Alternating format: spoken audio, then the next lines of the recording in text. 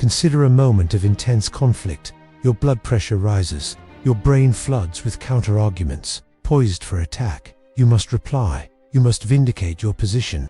You must establish that you are correct. But what if the very instant you feel that overpowering urge to engage, you have already ceded control? Society has conditioned us to believe strength is auditory, found in the capacity to debate, to dominate a discussion, to possess a quick-witted retort for every occasion. Nietzsche perceived this entirely differently. For him, genuine power isn't found in volume or the ability to persuade. Genuine power is located in what you consciously omit. We are inundated by static, social platforms, perpetual arguments, individuals vying for conversational dominance, fighting for the final say. Yet, the few who comprehend the dynamic realize that those with true influence are not the ones shouting. They are observing, they are biding their time, and when they finally intervene, each word lands with the impact of a boulder in a still pond. Nietzsche grasped a truth most overlook. The compulsion to interject, to retort, to defend oneself, betrays an underlying fragility. Those who clamor to be acknowledged are, at their core, fishing for affirmation. They are reacting, and those who are merely reacting are being manipulated. Conversely, those who command stillness possess an alternate form of authority, one that has no need to validate itself to anyone. Reflect on the individuals who have truly left a mark on you. Were they the ones who droned on endlessly, or those whose sparse words struck you with surgical precision? Silence, when used correctly, breeds mystique, commands respect, and fosters unease, and that unease compels others to reflect. Thus, the question you must pose to yourself is, are you the master of your speech, or are you subservient to the impulse to be acknowledged? Do you possess the discernment to speak, and the wisdom to let stillness perform its function? The reality is that, often, silence is not merely an option. It is a confrontation, a test of mettle that few have the fortitude to endure. Today, we delve into Nietzsche's perspective on the potency of silence and how this concept can revolutionize your standing in the world. If you grasp this art, your presence will never be perceived in the same way. Observe your surroundings. The environment has never been so cacophonous. Every person holds a strong view. Every person demands an audience. Every person feels obligated to comment on everything, constantly. Digital platforms have degraded discourse into public spectacle, where triumph is measured not by accuracy, but by amplification and persistence. Nietzsche would caution us, this compulsion to speak, to counter, to broadcast your stance to the globe, is not dominance. It is weakness in disguise. Pause and analyze. Why do individuals feel this near-pathological urge to express themselves continuously? The answer is stark. At their core, they are terrified. Terrified of being ignored, terrified of being overlooked, terrified that their quiet will be misread as acquiescence. And so, they saturate every available space with noise they often don't fully endorse, but which is deployed to ward off the specter of their own irrelevance. But what Nietzsche comprehended, and what few in the modern age seem to grasp, is that the one who commands stillness can never be irrelevant. On the contrary, they become an unknown quantity. They become someone who defies easy classification or prediction, and the unpredictable will invariably hold more sway than the transparent. The world's static is a deception. It fosters the mirage that those who declaim the most, who assert themselves loudest, who retort the quickest, are the ones who are winning. But this is the reasoning of the frail. Nietzsche viewed existence as an arena of conflict, and in that arena, the combatant who sprints headlong into the fray is not assured victory. Often, the victor is the one who understands patience, who scrutinizes, who identifies the opponent's vulnerabilities before committing to an attack. Examine the true masters of strategy, whether in ideology, conflict, or commerce. They do not squander words. They do not rush to judgment. They do not exhaust themselves attempting to validate their position to the masses. They understand that, at times, the optimal tactic is to allow the adversary to exhaust themselves in the attempt to understand them. Nietzsche saw silence not as passivity, but as an expression of strength. Those who wield silence dictate the tempo of the engagement. Those who remain quiet at the critical juncture compel the other side to say more than intended, to expose their own vulnerabilities, to overplay their hand. Fundamentally, contemporary society abhors silence, because silence demands introspection, and introspection is a threat to those whose identities are built upon external validation. Therefore, Examine yourself. Are you in command of your own voice? Or are you merely another element lost in the pervasive static of the world? Do you know when to contribute and when to withhold? Or does the emptiness of your own quiet make you anxious? Because if you cannot tolerate your own silence, it is likely revealing something you are afraid to confront. Nietzsche posited that the vast majority of humanity lives enslaved by deceptions regarding ethics, right and wrong, and accepted conduct. From our earliest days, we are conditioned to conform, to obey the rules, to honor the established norms. But what if these norms were not designed to empower you, but rather to tame you? The concept of the Bermensch Nietzsche's Overman is not about brawn, wealth, or social rank. It concerns something far more profound, complete and total self-dominion. The Bermensch does not react on impulse, does not scramble for acceptance, and feels no compulsion to justify his existence. He defines his own morality, his own code, his own trajectory.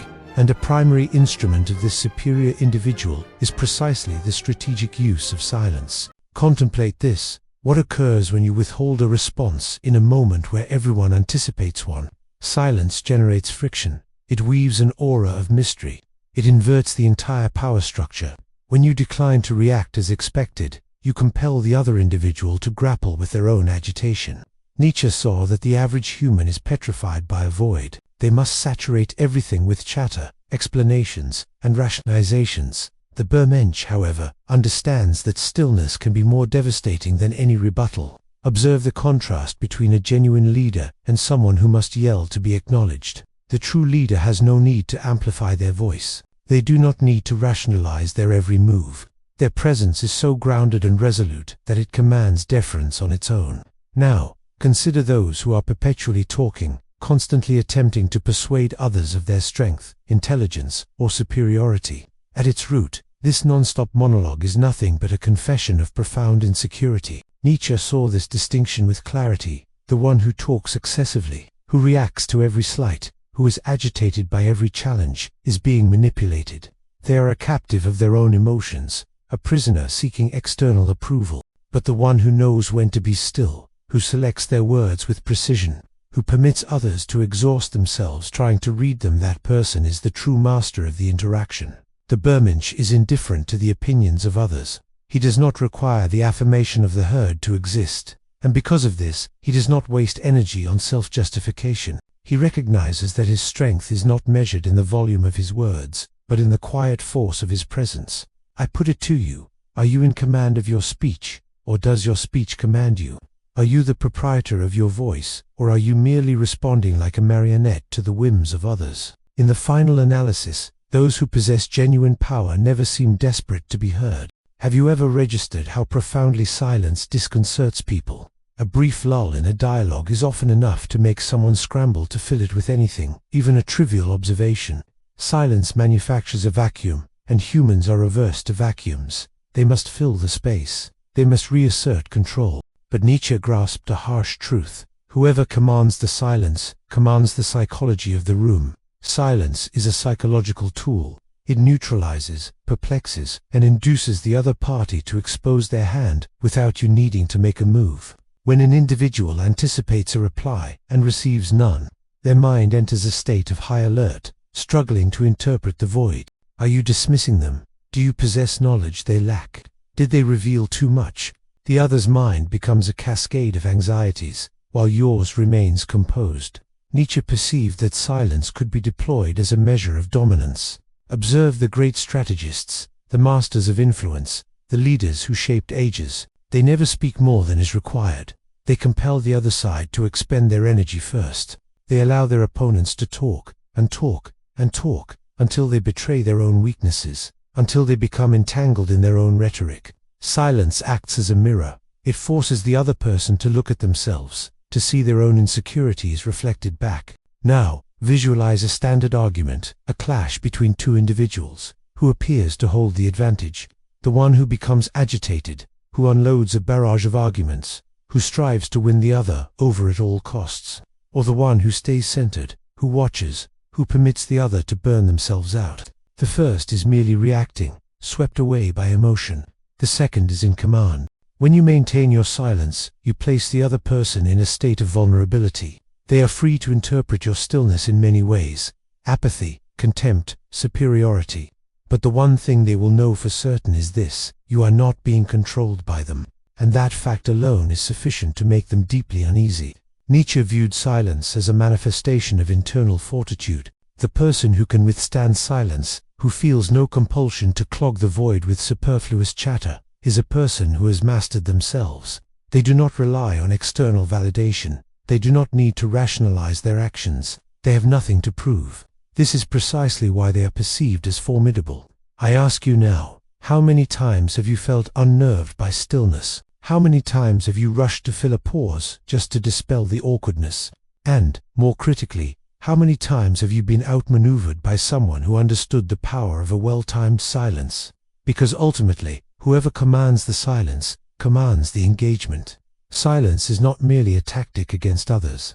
It is an ordeal for oneself. The plain truth is, the majority of people cannot endure stillness. They speak not because they have something vital to contribute, but because the emptiness terrifies them. Nietzsche knew that to attain genuine strength, one must confront that discomfort directly. Now, reflect on the number of times you felt an obligation to clarify, to vindicate yourself, to fill the quiet with words that, in hindsight, were pointless. Have you observed that when you remain quiet, those around you become agitated? They read your silence as haughty indifference, or even aggression. This occurs because we inhabit a culture that trains everyone to perpetually seek approval. To remain silent is to opt out of that game. And opting out of the game is deeply unsettling. Nietzsche saw silence as an act of defiance. The individual who remains quiet amid the cacophony is stating, without uttering a sound, I reject these terms. I do not require your validation. This alarms people. They are baffled by someone who doesn't react as programmed, who doesn't panic to be understood. At its core, the desire to be understood is a form of dependency. Those who need to be understood are, implicitly, asking for permission to exist. But Nietzsche's Bermensch does not request permission. He forges his own values, irrespective of external acceptance. This demands a brand of courage few possess, because to endure silence is to bear the burden of solitude. It means accepting that, frequently, no one will comprehend your choice. Look at the great innovators of history, the visionaries, the iconoclasts. They were not celebrated in their own time. Their concepts were mocked, dismissed, and actively fought. But they did not need to shout to be heard. They endured the silence of being misunderstood, the silence of rejection, and they persisted, because truth does not require applause to be true. Now, consider your own existence. How often have you felt the impulse to defend your decisions, to prove your correctness, to solicit consensus? And how often did that effort actually change anything? Or was your quest for explanation just a symptom of your own anxiety about not being accepted? Nietzsche challenges us to transcend that fear. He compels us to ask, are you speaking because you have something to say, or because you dread the quiet? Do you require validation, or are you strong enough to proceed without it? Those who fear silence will never be truly sovereign. Silence is not merely the absence of sound. It is an instrument, a tactic, a maneuver in the game of power. But like any armament, it must be deployed at the opportune moment. Nietzsche did not propose a life of muteness. He proposed speaking only when it serves a true purpose. Now, audit all the dialogues you've engaged in over the past month. How many truly mattered? How much of it was just static? How many times did you find yourself clarifying a point that needed no clarification, replying to meaningless provocations, or attempting to sway someone who, you knew, would never shift their stance? How many words did you discard simply because you felt the compulsion to fill the void? Nietzsche perceived this behavior as a form of psychological servitude. People who talk incessantly are always responding to the world, perpetually trying to validate their own existence. But those who speak only when they choose, when they decide it is truly worthwhile, they are the ones who retain power. They command authority. Observe the great strategists of history. They never squandered words. They knew when to withdraw, when to bide their time, when to remain quiet and let others expose themselves. And when they finally did speak, their words possessed enormous gravity, because they were scarce, because they were deliberate, because they were impossible to dismiss. The flaw in most people is that they speak without forethought. They react. They are lured into the trap of provocation, the emotional need to have the definitive word. They fail to see that in doing so, they are rendering themselves predictable. Nietzsche knew that unpredictability is one of the most significant assets one can possess. Those who do not react as anticipated become an enigma, and an enigma is always more potent than an open book. So, how does one apply this philosophy? How is silence used strategically? First, cultivate the habit of observing before replying. Most people are already forming their response before they've fully processed what is being said.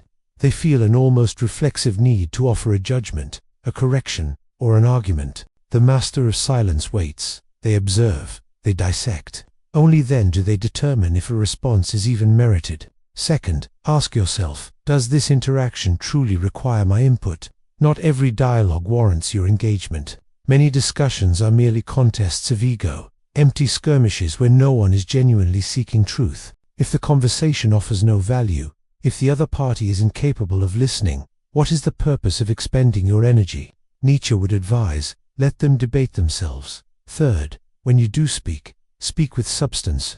If you accustom yourself to speaking less, every time you open your mouth, people will pause to listen. Your words will possess a gravity that the perpetually verbose will never achieve. You do not need to convert everyone. You only need to speak in a manner that makes every word land with intention. In the end, it is not about the quantity of your words. It is about the impact they deliver. I now pose this to you. Are you in command of your words, or are your words in command of you? Do you select when to speak, or do you merely react like an automaton programmed by the need to be heard? Nietzsche instructs us that those who speak less, but with intent, will never be overlooked. Those who master stillness will never be captives of the noise. Ultimately, it all distills to a single query. Do you wield your silence, or does your inability to be silent wield you? Nietzsche perceived life as a dynamic of forces. In this dynamic, the weak are verbose. They rationalize. They attempt to convert. The strong, conversely, require no external approval. They understand that the constant need to speak is merely a symptom of insecurity. They know the absence of words can resonate more powerfully than 1,000 declarations. Silence is not just a void. It is a reflection of your true self. When you are quiet, you compel the world to see you without augmentation. You reveal your unadorned essence. For many, this is intolerable, because most people construct their identity from the feedback they receive. But what if you withheld that feedback? What if you refused to provide the expected response? Who would you be without that craving for affirmation? Nietzsche believed few are prepared for that answer. Few are willing to bear the weight of their own quietude. But those who are, those who master this art, become immovable, because it ceases to matter what is said about you. It ceases to matter what is thought. You have no need to explain. Now, I wish to hear from you. When was the last time you remained quiet when everyone expected you to speak? Did you register the effect this had on those around you? Tell me in the comments. And if this concept has made you think, if it has challenged you, you cannot afford to stop here. The next video will pull you even deeper. Regardless of what you believe you already know, it is vital that you watch. Watch it now.